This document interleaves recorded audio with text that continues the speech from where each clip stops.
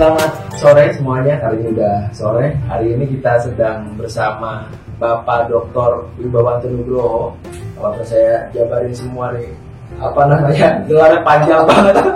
Karena S2 mungkin 3 kali, S3 mungkin 3 kali, jadi panjang banget. Tiga kali. Jadi S3-nya 1. Jadi Pak Wibawan ini muda mengerikan. Jadi masih muda tapi banyak banget torehan-torehan karya yang beliau pernah torehkan gitu di semasa hidupnya lah.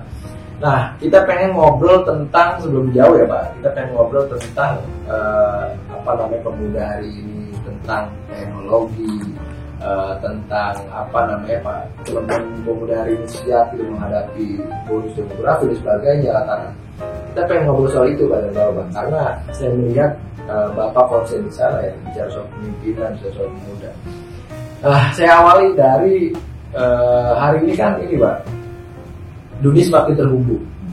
Jadi kita kalau dulu pengen cari tahu tentang negara luar katakan, atau misalnya tetangga kita, itu kita harus datang baru kita mengetahui. Hari ini bisa cukup dengan SMS, dengan WhatsApp dan sebagainya. Artinya teknologi semakin cepat, dunia semakin terhubung. Apapun yang kita katakan bisa didengar di negara lain gitu ya, atau orang-orang di luar sana katakan. Nah, menurut Bapak nih Pak, gitu ya Pak, kondisi Indonesia hari ini, siap belum kita untuk menghadapi ya percepatan ini? Sebelum kita nanti ngomong soal mudanya ya. Ya, jadi saya melihatnya dari perspektif yang integratif dan juga dari perspektif global.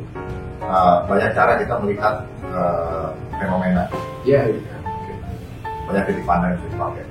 Suatu cara melihat keunggulan bangsa, potensi dan keunggulan bangsa dan proyeksi suatu bangsa itu kemana arahnya, kita bisa melihat paling tidak salah satunya dengan melihat pembagian antara Global North dan Global South. Nah, Global North itu adalah sekumpulan negara-negara yang jumlahnya mungkin hanya 66 negara dan hanya memiliki 20% dari penduduk dunia. Dengan yang pasti teritori tidak sebanyak yang di Global South. Dari Global South ini ada 144 negara memiliki 80% penduduk dunia, tetapi hanya menguasai 20% di dunia. Sedangkan yang di atas itu memproduksi 80% di dunia. Berarti kita bisa lihat kondisi ekonomi sosial politiknya lebih advance yang di Global North. Jadi Global South adalah perkumpulan negara-negara yang secara agregat kuat secara potensi, tetapi belum unggul dibandingkan Global North secara kekuatan real. Nah, yang disebut dengan kekuatan potensi itu adalah salah satunya ya dari satu paket itu kita bisa lihat teritorinya, sumber dayanya dan manusianya. Itu dulu paling tidak. Nah, sedangkan kalau kekuatan real itu kita bisa lihat dari kekuatan ideologinya, kekuatan politiknya, bagaimana sistem politiknya berjalan, bagaimana sistem politiknya itu memilih calon pemimpin, kepemimpinan yang terpilih itu menjalankan kepemimpinannya, memberikan teladan, memberikan efek transformasional, dan deliver apa tidak. Dan apa sanksinya jika dia tidak deliver. Nah, ekonomi dilihat dari kemampuan suatu negara itu dalam produktivitas, kerja keras dan saving. Paling tidak itu kan produktivitas, kerja keras dan saving. Kerja keras saja tidak cukup, harus produktivitas. Produktivitas saja tidak cukup, harus inovatif. Dan bagaimana setelah sudah produktif, inovatif, kompetitif dan juga saving. Indonesia di titik mana tuh? Nah, ini dulu saya bicara kekuatan potensi atau kekuatan real.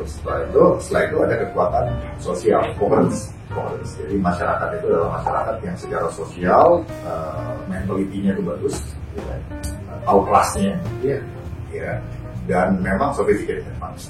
Dan berikutnya kekuatan seperti teknologi, termasuk di dalamnya kekuatan cyber. Bagaimana kita bisa memanipulasi potensi-potensi yang Tuhan sudah berikan di gelombang elektromagnetik yang nantinya bisa kita gunakan sebagai ruang cyber. Nah, ini kekuatan real. Nah, kita secara kekuatan real memang belum negara yang kategori sebagai winning nations di global stage. Tetapi secara Potensi ya. Nah, masalahnya kan potensi saja deh. Dari kekuatan real itu, baru nanti akan keluarlah instrumen of national power, instrumen militernya, instrumen intelijennya, instrumen diplomasi negara itu, instrumen penegakan hukumnya, instrumen ekonomi, finansial, dan informasi. Artinya, instrumen of national power itu adalah kekuatan real yang dimiliki oleh suatu negara yang kemudian digunakan oleh pemerintah yang mewakili kepentingan negara yang terpilih secara demokratis, kalau memang kulturnya demokratis, untuk kemudian bisa nantinya mentransformasikan yang kekuatan potensial menjadi kekuatan real lagi. Jadi this the business of the nation, this is the business of the sekelompok orang, sekelompok kartel, sekelompok elit, bukan. This is the business of the nation dengan impact yang transformasional. Nah, karena di dalam konstelasi politik sekarang kita melihat teritori, misalnya Indonesia bisa memiliki teritori darat, laut, udara seluas ini sekarang ini.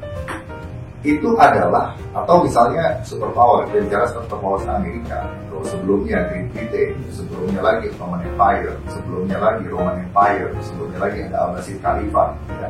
Lalu ada Harun al-Rashid, terus sebelumnya lagi kita bicara Great Empire, di era Alexander Agung, sebelumnya lagi Persia, sebelum lagi Babilonia kuno, ya, Nebukadnezar, sebelumnya lagi Mesir kuno, sebelumnya lagi Assyrian, itu kan menurut. Nah, semua itu kan mereka fighting and conquest for the territory, mengambil teritori. Singkat cerita, ya misalnya contoh seperti Genghis Khan, conqueror terbesar di seluruh dunia, sejarah dunia.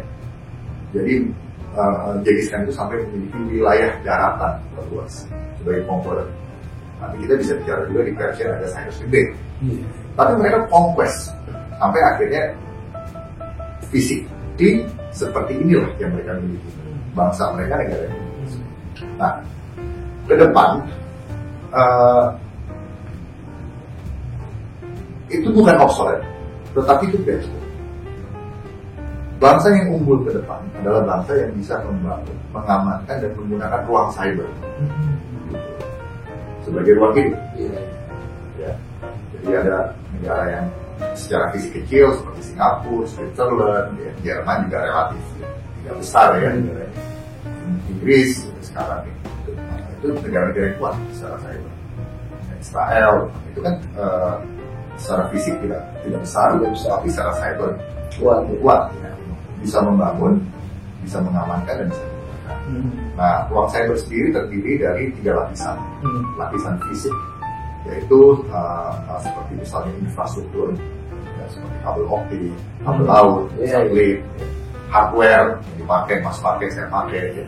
Itu kan yang tergelar di dalam geografi, geografi suatu negara. Ya. Misalnya, apakah susah internet di Papua? Jadi mungkin ada infrastruktur fisik, atau kita harus dibagusin misalnya. Nah, lapisan yang berikutnya adalah yang technological heavy, yaitu adalah software. Software ini merupakan abstraksi dari yang pertama. Ya, lapisan fisik, abstraksi, manifestasi abstraknya itu adalah software. Ya. Yang ketiga lapisan itu adalah manusia sebagai pengguna ruang cyber, gitu. Dan di mana manusia itu harus mempunyai inovasi dan keunggulan teknologi sebagai backbone dari ruang cyber untuk bisa membangun ruang cyber, dan membangun hardware-nya, membangun infrastrukturnya, membangun software-nya, dan bisa menggunakan, gitu, bisa menggunakan. Itu menjadi bagian, akhirnya itu berbentuk ruang cyber. Nah, jadi ini rahasianya. Nah, di dalam filsafat, metafisik, filsafat atau filsafat sains, atau filsafat sosial, atau filsafat moral, atau filsafat sosial, ada 3 yang tidak akan pernah bisa sepenuhnya tereksplorasi oleh manusia, yaitu adalah kekuatan pencipta. Pencipta itu sendiri. Kita percaya negara Pancasila ketuhanan yang Maha Esa. Itu tidak bisa tereksplor semuanya selama manusia itu. Mereka boleh tahu, tapi rahasia Tuhan tidak bisa terjadi. Ya. Yang kedua adalah alam, natural science. tidak akan bisa manusia memprediksi semua yang ada di alam, mempelajari dia, mengeksplor dia, tapi belum semuanya tereksplor, sehingga tidak semuanya dapat tertebak. Tornado bisa terjadi, bisa di-manage, bisa dipredik, di-manage, tapi tidak sosok. Nah, yang ketiga adalah manusia. Tidak satupun manusia yang bisa terbaca sepenuhnya. Suami dan istri sekalipun, saudara kembar sekalipun, tidak ada yang tahu isi hati orang. Artinya, maksudnya bukan hanya saja pintar, tetapi harus mempunyai strategic spirit, strategi tinggi untuk bisa mengeksplor ketiganya. Itulah yang membuat manusia dan bangsa unggul. Dan aset utama dari bangsa itu adalah manusianya. Ya. Seperti misalnya contohnya kita bandingkan orang Indonesia, matematika dan fisika lebih pintar daripada negara-negara advance nasionalis. Tapi kenapa mereka unggul di inovasi, unggul di teknologi, unggul untuk menjadi trendsetter dunia, menjual produk-produk sains, ya, ide-ide kreatif. Padahal mungkin secara matematika, secara fisika, basic itu lebih parah. Karena mereka lebih mengeksplor ya, kebesaran Tuhan tadi, gabungannya, dapat wisdom, dapat hikmat untuk bisa mengeksplor itu, ya kan? Memanifestasikan hal-hal yang tadi tidak terpikir menjadi terjadi, gitu, ya. Dan juga manusia bisa mengerti manusia, seperti misalnya Apple, dia bilang, oh kita bisa mengerti filsafat manusia, kita bikin, iya kan? Iya kan? Kan kreatif kan? Dan juga natural science. Kenapa mereka lebih hebat mempredik kapan tsunami datang, kapan tornado datang? Bukan karena mereka lebih pintar sebenarnya, tapi mereka lebih strategik. Nah, berarti kan inovasi itu merupakan bagian dari diri mereka, gitu, kemampuan mengeksplor. Nah, jadi memang harus thinking deep dan juga harus men-trigger bagaimana kekuatan potensial ini secara esensial berubah menjadi kekuatan real kalau mau bangsa ini unggul. Dan ada satu lagi masalah yang harus kita garis bawahi. Negara-negara di global north itu menjadikan manusia aset utama. Itu tercermin dalam bagaimana angkatan bersenjata mereka memperlakukan aset manusia. Biasanya mereka itu menjadikan manusia, personil itu sebagai aset utama. Seperti misalnya mungkin siapa kepala staf angkatan, wakil kepala staf, asisten satunya siapa? Kalau di Indonesia itu intelijen, setelah itu personil, setelah itu operasi, setelah itu personil. Kalau di negara barat itu, negara gubernur, itu yang pertama itu asisten pertama personil, asisten kedua asisten kedua operasi. Itu sebagai satu contohnya bahwa begitu pentingnya manusia. Ada filosofinya, satu manusia yang lahir, satu bayi yang lahir itu mewakili representasi harapan dari bangsa itu tidak terbatas. Itu filosofi. Jadi harga manusia itu mahal, tidak terbatas. Jadi harus memperlakukan manusia itu dengan dignity. Pada saat kita dalam posisi power, ya, memimpin suatu negara, kita harus memperlakukan manusia dengan dignity. Manusia itu ya tidak semurah bisa dibayar dengan uang atau apa. Benar-benar harus dignity. Ya, kita harus, itu berangkat dari diri kita. Ya, jadi kita melihat esensi ya, bukan atribut. Gitu. Esensi buat apa? Mas, ketika saya punya master sekian PhD, buat saya is nothing. Kalau saya nggak bisa menguasai esensi, dan esensinya tidak bisa berdampak bagi bangsa Indonesia, bagi kebanyakan orang, dan tidak bisa membawa transformasi yang harusnya bisa lakukan. Oleh karena itu, makanya dalam pemimpinan itu Mas ada dua jenis, transaksional dan transformasional. Nah, transaksional ini bicara mengenai saya dapat apa, Mas dapat apa. Saya memimpin, Mas dipimpin. Nanti gantian, bisa dibalik. Ini transaksional. Transaksional. Anda dapat apa, saya dapat apa. Kalau transformasional, yang saya pimpin itu harus berubah. Jadi tidak baik, transformasi. Nah, transformasi. Kita bisa melihat, memang perjalanan suatu bangsa itu bukan perkara mudah, karena melibatkan banyak orang. Dari faktor manusia dan pemimpin itu adalah faktor paling signifikan menurut saya. Jadi contoh seperti misalnya kita melihat indeks kekuatan real bangsa, ya. Seperti misalnya Gini coefficient atau welfare index, happiness index, whatever index yang di develop. oleh political economics untuk mengukur toleransi indeks, demokrasi indeks. Tapi demokrasi indeks kebebasan memilih, keamanan memilih, ya, adanya intervensi atau tidak, dan yang dipilih itu deliver atau tidak, gitu. Dan juga kemanusiaan yang tidak beradab misalnya, itu toleransinya indeksnya adalah hal-hal yang terkait dengan indeks pendidikan, indeks kesejahteraan, indeks yang terkait langsung dengan dignity-nya seorang manusia, gitu ya. Dan dari sila ke-1, menurut saya indeks yang paling jelas adalah Compassion Index. Buah-buah kehidupan sebagai orang beriman kepada Tuhan yang Esa berdasarkan agama dia. Nah, menurut saya, jika indeks-indeks itu tidak ada perubahan, ataupun ada perubahan, tapi secara statistik tidak signifikan dalam perubahannya, kan bisa diukur signifikan atau tidak signifikan. Dari sebelum Pak Harto turun sebelum krisis dengan sekarang, berarti memang belum ada transformasi. Jujur kan? Ya memang ada perubahan sistem, ya. Perubahan sistem kan? Yang dulu nggak bisa ke sana, sekarang bisa ke sana. Tapi outcome-nya itu adalah transformasi kekuatan real.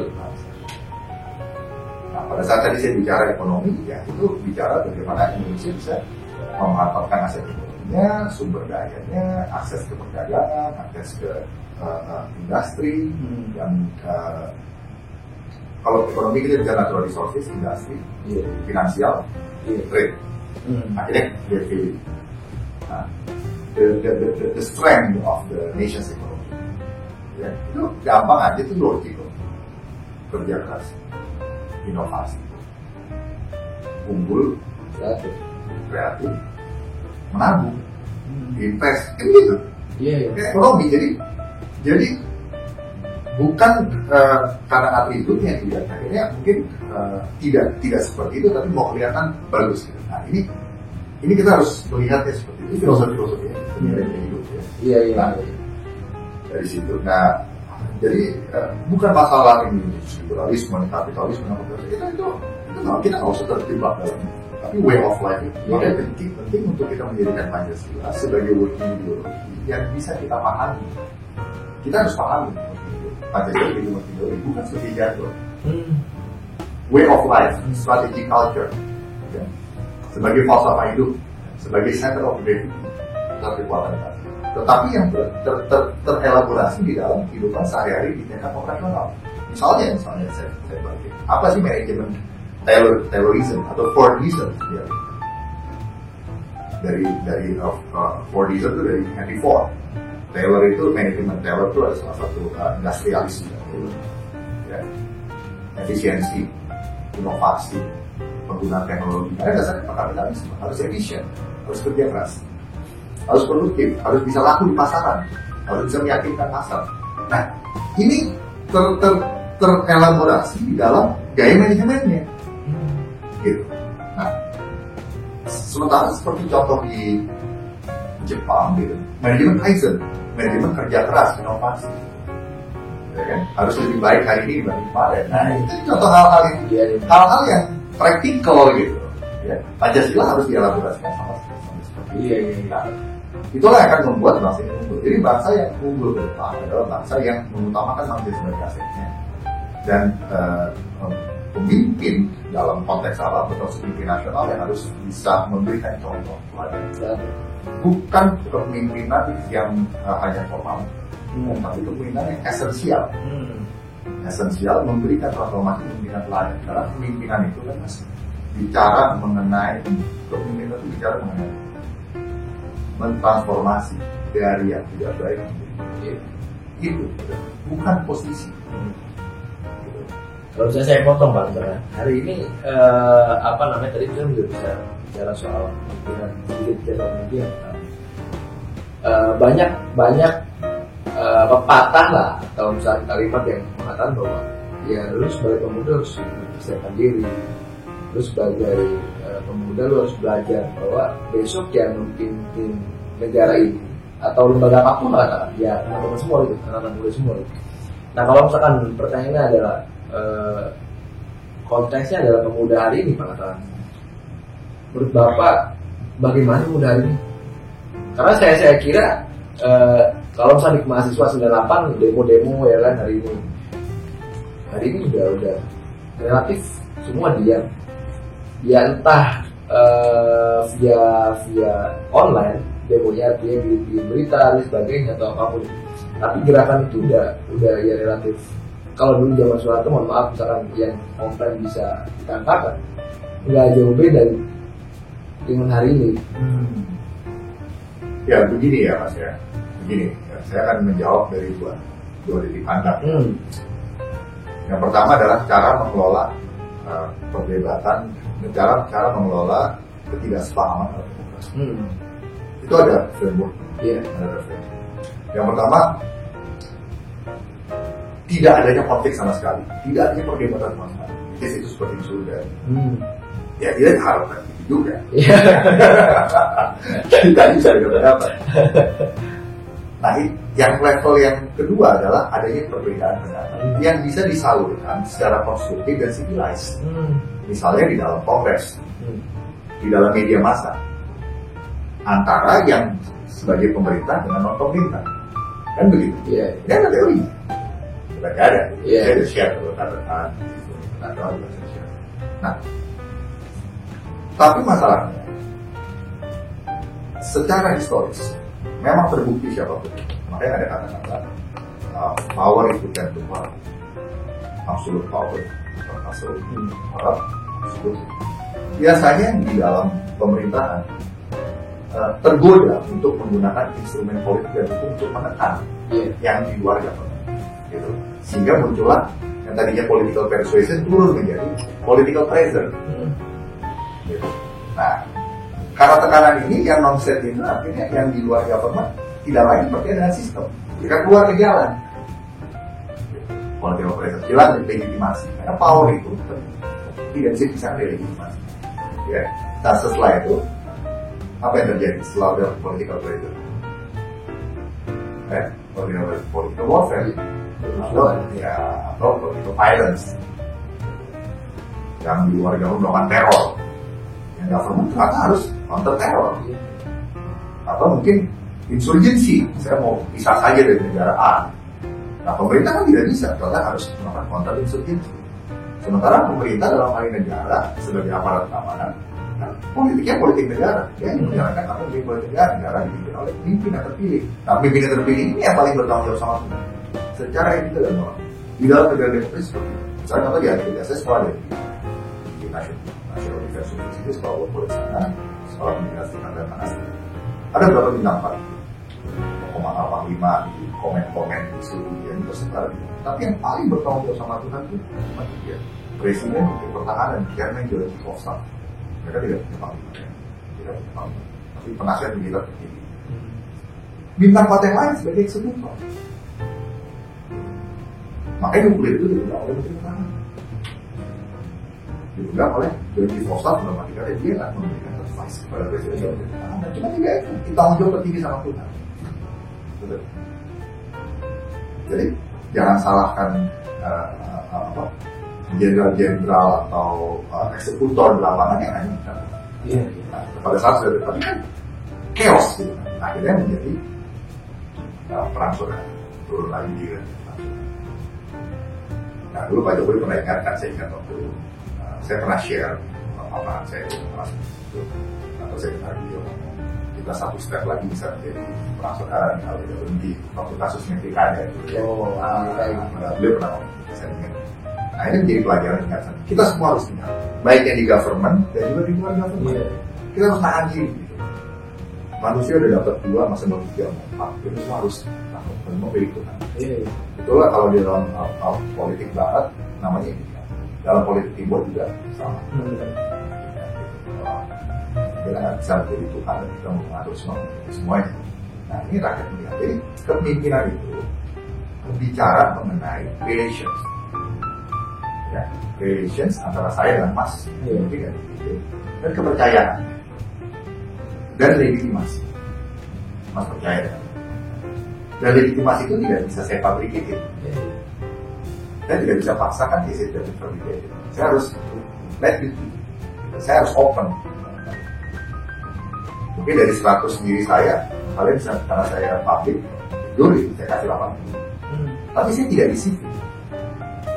Yang 20 tidak saya keluarkan saja, karena itu praktik. Harus ingat, ada satu teori disampaikan, dan ini praktikal, bukan hanya teori. Ada yang namanya degenerative public policy. Apa ya? Degenerative public policy adalah kebijakan yang dibuat oleh pemerintah, ya, terserah pemerintah pusat atau daerah, di mana tadi, dalam suatu teritori, dalam satu time frame, gitu, ya, yang merupakan produksi dari sistem politik yang mempunyai kultur, ya, degeneratif. Artinya degeneratif, kultur politik tersebut akhirnya bisa dikatakan by nature itu deceiving dan manipulating. Ya, jadi gini, saya ulangi, kebijakan publik yang degeneratif adalah kebijakan yang muncul dari kultur politik atau kultur dari sistem politik yang manipulating dan deceiving dalam hal penggunaan power dan komunikasi. Dibilang tidak bagus, bilang bagus, bagus sekali. Misalnya, apa? Ya, itu menurut Ingram dan Snyder sebagai pakar public policy. Sehingga terbentuklah pemecahan society. Ya. Yang pertama adalah kelompok powerful. Yang kedua adalah kelompok yang powerless. Yang ketiga adalah kelompok yang deviant, artinya melawan. Yang keempat adalah kelompok yang contender. Nah, kelompok yang contender ini kelompok yang tidak deviant. Dia tidak powerless, tapi dia susah mengkoreksi. Tapi biasanya yang powerful ini tidak suka dikoreksi. Gitu. Jadi degeneratif itu seperti misalnya Anda makan makanan, Anda nggak sadar kan dimakan, tapi yang dimakan sebenarnya dirinya tidak positif untuk expanding, tetapi memakan itu. Dan degeneratif itu bisa tidak dia sadari sampai suatu waktu tertentu. Kenapa masalah nggak selesai? Karena masalah terbesar ada di diri sendiri. Semua teriak maling, jadi sementara cheater. Saya waktu saya memberikan sikap yang panas di Amerika, saya diingatkan betul hati-hati jangan sampai melanggar legislations akan kena pelajar. Singkat cerita lah, tahun 2014 itu ada seorang senator, dia selalu bicara di Amerika, jenderal, menjadi jenderal. Tahun 2007 sama-sama saya sekolah di sana. 7 tahun kemudian lawan politiknya membuka tesisnya waktu berada di sana, di sana berprovinsi. Ternyata ada plagiatnya, dicabut gelar. Bisa seorang senator, ya, hanya karena citation. Dan moral itu penting, etika itu penting. Sekarang nih saya mengikuti dan saya diskusi dengan teman saya dulu. Bos saya luar biasa. Ngomong Mayor Jenderal kok diturunkan pangkat jenderal sekolah. Jenderal sudah pensiun 7 tahun, 10 tahun, diturunkan pangkatnya jadi bintang 2. Kenapa? Karena ternyata ketahuan affairs. Ini ada seorang Mayor Jenderal aktif, ketahuan affairs, diselidiki affairsnya dari red hole, diberhentikan dari US Army. Dia bisa cek namanya, dia bisa kasih nama. Dan akhirnya turun sebagai rekor karena affairsnya dari dia rekor. Ada yang purnawirawan bintang 4 yang kemudian akhirnya udah pensiun 10 tahun diturunin jadi mayor jenderal. Padahal sebelumnya udah pensiun karena baru ketahuan. Kemarin tahun 2021 ada seorang mayor jenderal diturunkan jadi letnan. Udah pensiun karena buat anaknya bersaksi bahwa waktu masih kecil ini bisa. Nah itu kan adalah moral. Gitu lah, saya cuma mengatakan begitu mahalnya moral itu. Who you are while no one is watching. Kita ya lepaskan apa itu. Gitu. Nah itu saya kita tidak. Mas saya nggak akan bisa ngomongin, mas saya nggak akan bisa paksakan mas untuk suka sama saya. Tapi pada saat saya di posisi powerful akan teruji, saya membuat mas suka sama saya mengikut salesnya karena takut atau memang karena stres, atau mas benar-benar hidupnya terus platform ke depan. Itu kan maunya Tuhan dulu. Tuhan kan mau membawa transformasi di dunia yang dunia blok ini. Apa itu yang buat Arsya dan teman-teman pemula juga akhirnya ogah ngomong politik? Nah, jadi gini mas, sebenarnya akhirnya menjadi liver. Jangan juga, karena kita membangun demokrasi bangsa ini ada dua pendekatan. Yang pertama adalah pendekatan Marxis, class of action, which is kita nggak sana. Atau pendekatan individual actions. Individual action adalah setiap warga negara harus menjadi warga negara bertanggung jawab. Gitu aja. Untuk menjadi pemimpin di bidangnya dia. Kalau student ya lakukan studi dengan baik, lakukan protes dengan baik kalau memang harus menyuarakan sesuatu.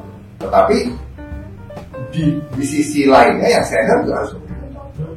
Jangan menerapkan yang tadi saya bilang degenerative politics, adanya deceiving and manipulating use of power and communicating and strategy communications kepada society. Nah, karena orang yang tadinya akhirnya terbelah menjadi 4 tadi, powerful, powerless, deviant, menjadi dan satu lagi contender, ya mungkin orang juga sudah malas karena adanya tekanan-tekanan atau mungkin adanya kekecewaan-kecewaan. Ya, saya ingin mengingatkan pada generasi muda untuk self-introspective. Ya. Nobody is perfect. Pemimpin tidak ada yang sempurna. Jadi semua harus bisa menahan diri. Pemimpin juga harus bisa memberikan contoh, melakukan transformasi. Dan it's not about us, it's not about our family, it's about the nations. Kita diberikan Tuhan di sini sebagai contoh teladan. Dan kita harus ingat, generasi muda ini juga harus jangan hanya menuntut, tetapi juga harus bisa sabar dan juga harus bisa memberikan solusi dan produktif. Jangan hanya menuntut saya harus dari sana, di sana. Jadi harus memberikan bukti juga. Nah, jadi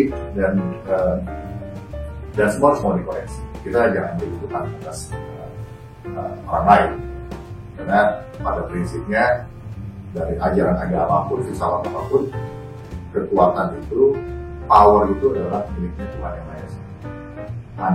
Ya, power, wealth, glory, majesty, ya kan, wisdom miliknya Tuhan. Dan nggak bisa diluasi. Nah, manusia hanya diberikan oleh Tuhan sebagai saluran untuk mengubah keadaan menjadi baik. Dan kita punya tanggung jawab. Nah, jadi pendekatan kita jangan pendekatan class of action. Pendekatan kita adalah pendekatan individual action. Gitu. Menjadi pemimpin yang inspiratif, bukan hanya mengandalkan kekuatan formalnya. Saya pejabat ini, enggak, tapi kekuatan informalnya, dia mempunyai persuasi, dia memberikan solusi teladan, gitu, dan memberikan efek transformasi. Dan dia bisa melihat peluang masalah, misalnya. Mas tidak melihat itu masalah, tapi saya kasih Mas itu sebenarnya masalah. Nah, kenapa kita kalah sama negara yang di global north tadi? Karena yang bukan masalah itu bisa dicari kalau itu masalah. Jadi akhirnya kita jujur sama diri sendiri. Oh, itu masalahnya ternyata. Jadi kita tidak not just business as usual. Kita bisa melihat potensi masalah apa yang belum terlihat, kita tawarkan solusinya, kita selesaikan masalah. Nah, saya juga dalam bidang saya tahu ada masalah ini, solusinya ini, tetapi untuk bisa menggolongkan solusi itu membutuhkan satu undang-undang atau tidak gampang gitu. Karena kepentingan misalnya. Nah, itu satu contoh ya. Yang contoh kedua adalah kepemimpinan yang bisa, artinya itu begini, menggunakan semua yang ada di tangan dia secara positif. Artinya begini. Artinya begini. Kita diberikan Tuhan kan talent, diberikan Tuhan itu sesuatu yang bisa kita gunakan. Nah, kita gunakan itu secara positif. Secara positif itu adalah kita melihat apa sih impact transformasi ini. Makanya itu menurut para political ekonomis yang positifis ada indeks-indeks itu. Jadi saya tidak perlu membuat justifikasi bahwa saya sudah benar, saya sudah baik. Tidak perlu. Tapi yang menilai adalah society, orang secara objektif. Gitu.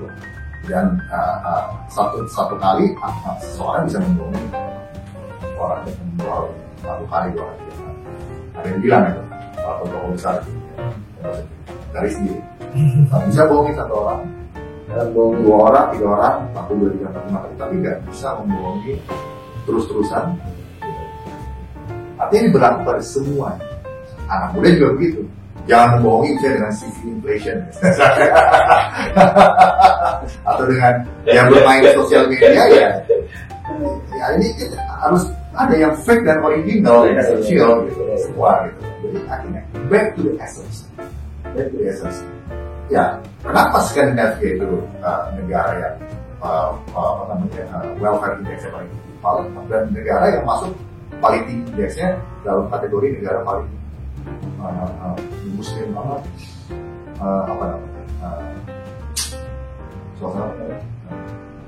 Islami, bukan Indonesia. Ya Islam, bukan Indonesia, bukan negara dari Indonesia. Coba aja yang paling Islami ya negara yang sekarang dia. Nah di Skandinavia itu mungkin Anda nggak tahu presidennya, menterinya lupa, presidennya apa. Dia just servants of the people yang mungkin ada sampai semua itu biasa. Semua go to the essence. Nah ini jadi kita lupa, kita compete sama ini, kita mau kalah sama kita kan mau bangun diri sedih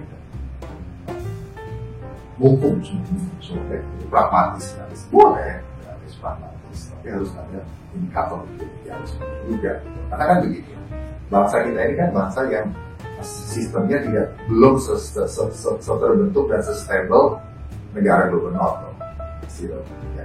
nah sekarang waktunya kita membentuk sistem nah yang diberikan kesempatan diizinkan Tuhan ya gitu ya kan dengan apa sih diberikan Tuhan untuk mengubah sistem berubahlah sistem itu dengan baik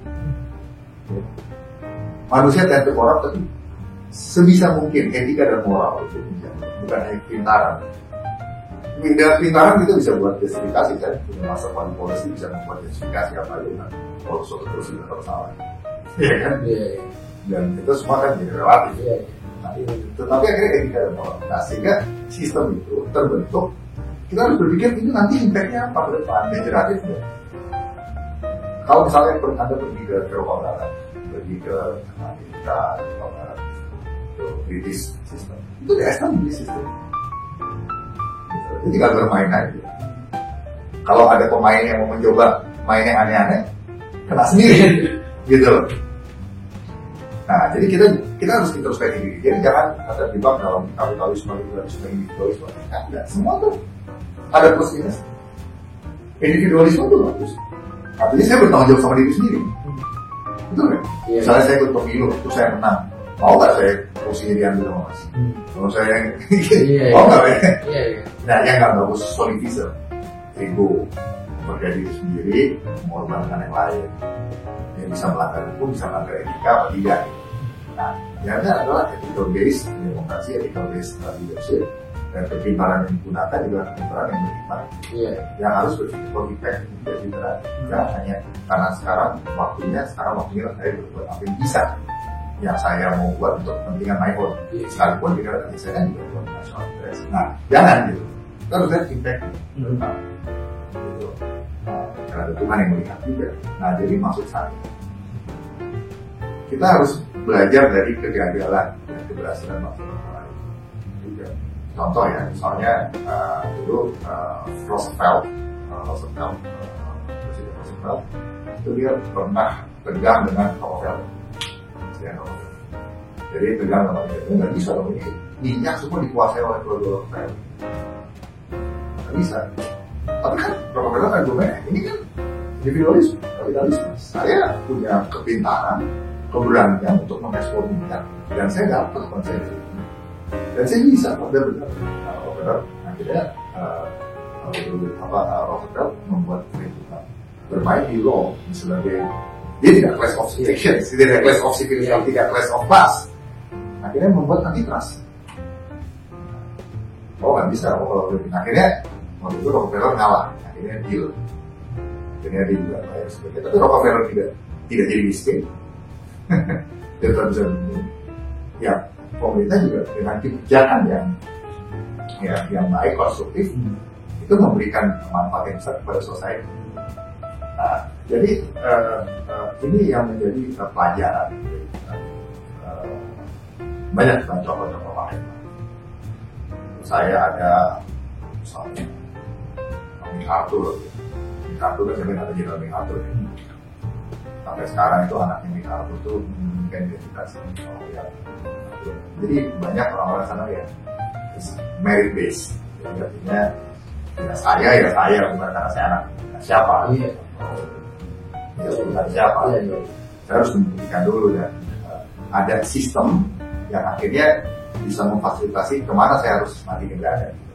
Nah, dan sekarang itu kita harus aware bangsa kita ini jangan mudah segala sesuatu itu dengan uang. Nah, akhirnya itu menjadi tidak uang adalah sarana, tapi jangan segalanya seolah manusia itu derajatnya kayaknya lima uang. Tapi sangat bisa kita harus mulai membangun kultur yang terhormat. Kalau bahasa Gus Dur dulu, manusia kan manusia. Iya, bahasa bapak saya. Iya, manusia. Ya itu silang dua. Iya, itu silang dua. Jadi kita harus bergeser dari yang itu jadi esensial. Karena kalau kalian lihat pelajaran dari bangsa-bangsa yang rise, fall, itu adalah mereka stick apa tidak ideologi. Karena ideologi itu diciptakan menjadi kompas banget, Pancasila. Nah, tetapi di dalam pelaksanaannya kita go to atribut saja atau kita go to essence. Nah, itu yang saya bilang bahwa kepemimpinan itu bukan hanya membuat justifikasi, tapi juga bisa membuat suatu terukur. Ya kita buktikan saja. Nah, ini segini. Kita nggak boleh deceptif, nggak boleh manipulatif. Kita people things. Gitu kan?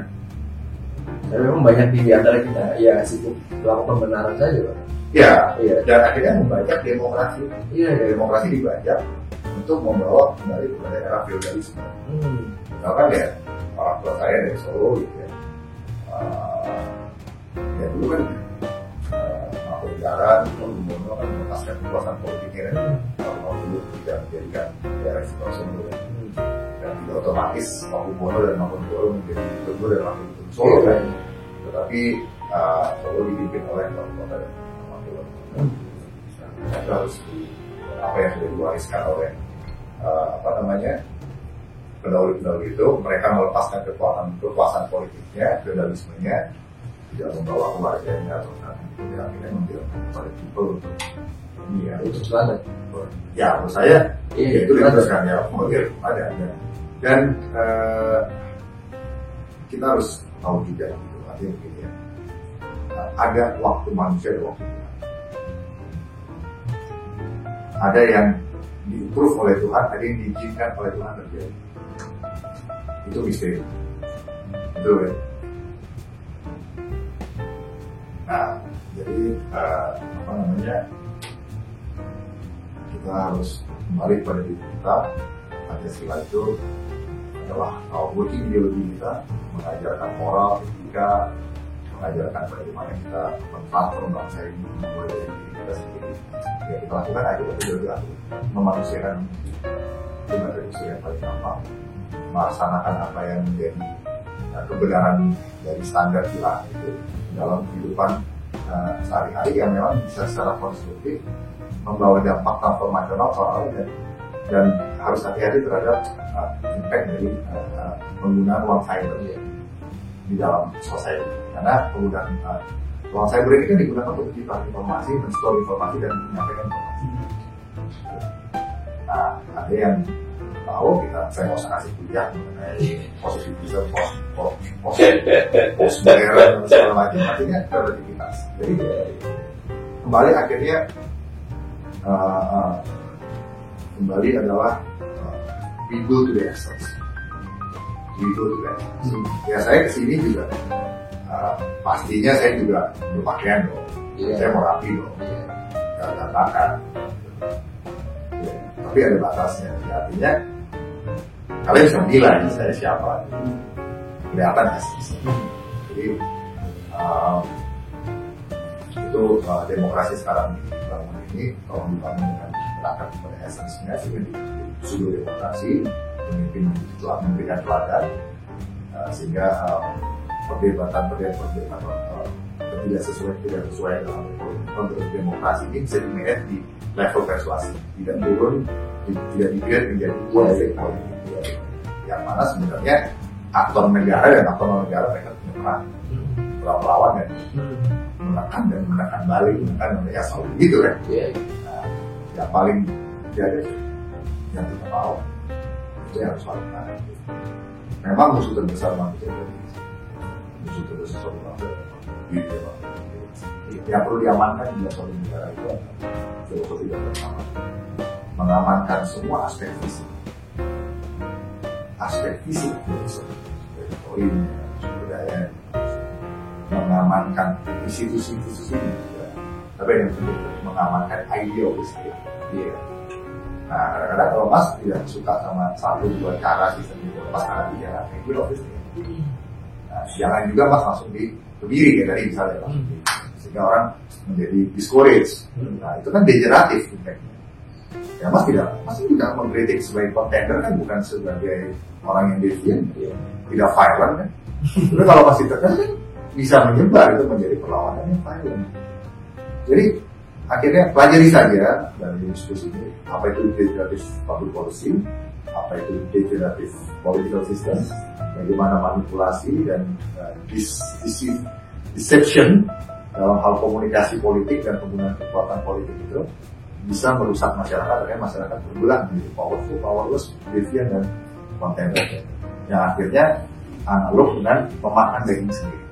Sementara kita harus mengubah kekuatan potensial kita menjadi kekuatan kreatif, itu akan membawa bangsa pemenang dan global. Gitu. Bukan kekuatan potensial, kita punya 25 tahun ke depan dan untuk bisa membawa bangsa Indonesia jaya, tidak terlambat. Untuk memudahkan pesan saya jangan menjadi orang kabinet, harus well-tested, objectively knowledge, gitu, bukan karena structure memberikan dia favor untuk bisa di satu posisi, karena being in the position strategik, berada di satu posisi itu bukan berarti membuat seorang pemimpin di posisi itu, bukan berarti ada pemimpin. Pemimpin itu adalah roh jiwa. Kita tadi pengen ngomong soal teknologi udah rambat ke tanaman. Ya, ini bagus ini. Ya, teknologi juga inovasi. Inovasi yang dibikin oleh orang yang benar-benar mengerti inovasi. Karena perang itu kan definisi perang itu kan ada yang perang militer dan yang militer. Yang militer itu perang tanpa darah. Manipulasi keadaan, informasi dalam negeri, luar negeri, perang ekonomi, masalah sumber daya, masalah industri, curi kan ada negara curi ilmu, ya kan, hak cipta segala macam kan, akses ke financial pool, perdagangan, perang psikologi. Indonesia harus waspada karena pengguna ruang cyber tapi tidak kritis, tapi pengguna ruang cyber yang tinggi gitu, tapi tidak kritis informasi. Terus yang berikutnya perang cyber. Nah, cyber ini unkonvensional, jadi itu unggul di ruang cyber ini bisa menjadi multiplier yang signifikan. Dan teknologi bukan brain bangsa. Jadi kalau politik itu adalah war without blood, ekonomi itu adalah blood of the nations, teknologi adalah brain of the world, perang psikologi adalah soul of the nations. Cyber itu adalah keunggulan unkonvensional dari suatu. Nah itu aja kuncinya kalau mau menjadi bangsa Indonesia unggul dari yang tadi soft, pindah derajatnya menjadi nol. Singapura itu di nol, Singapura itu dan Cina itu masih di south. Jadi kalau Cina itu dipindah ke nol, bagaimana tinggalannya dulu south? Paham ya? Ya? Karena ekonomi Cina kan begitu besar. Nah ini menarik, jadi kita harus bisa mengenal diri kita kelemahan kita bisa diteruskan. Pada akhirnya manusia sudah sempurna, dan Tuhan itu mempercayakan suatu bangsa untuk meeting destiny. Jadi bangsa itu sudah didesain Tuhan punya destiny masing-masing. Saya dalam baik kalau bicara itu. Jadi kita nggak usah jadi bangsa lain, kita cuma destiny Tuhan untuk membuat jadi pada poinnya memang jangan sampai kita akhirnya malah bicara manusia yang kayak Tuhan atau Tuhan yang manusia gitu. Nah, jangan sampai begitu karena semua kita sudah diatur lah, semua sudah diatur, tinggal tunggu waktunya. Jadi tinggal tunggu waktunya. Ini makasih Pak sebelumnya Pak Pak Wibowo. Jadi saya podcast sekaligus saya kuliah ini. Jadi kalau misalkan bicara saya hukum Islam sebagainya, tadi saya hukum Islam pada apa? Saya udah banyak banget dapat 30 SKS lah ya. Mungkin ini bukan yang terakhir Pak. Kita nanti ngobrol apa namanya, bisa kita nanti lebih dalam lagi soal ideologi, ngomong soal Pancasila. Tapi saya pengen tertarik soal itu ya. Kita mungkin di sesi berikutnya kita akan ngomong soal Pancasila, ideologi Indonesia. Dan saya berharap Indonesia bisa menjadi pemimpin yang kritis. Memang kita cepat sekali super power saat ini, super power. Pemilihan presiden pun itu masih elektoral. Tahu kan? Karena mereka dulu asalnya adalah awalnya tidak semua citizen itu well educated, enough bisa sampai sekarang mereka belum berubah itu, tapi kita sudah mulai berubah. Nah, jadi itu aja. Banyak banget ini, banyak banget ilmu yang sudah kita dapatkan nih, baik untuk diri kita sendiri. Musuh terbesar. Musuh terbesar. Baik untuk kawan-kawan semua yang nanti bakal lihat. Sekali lagi terima kasih Pak Wibowo. Kita sudah diberikan satu ruangan yang sangat mewah. Dan memberikan tentunya ilmu yang sangat bermanfaat, waktu yang sangat luar biasa. Sekali lagi terima kasih. Selamat sore dan kita akan lanjutkan di sesi berikutnya.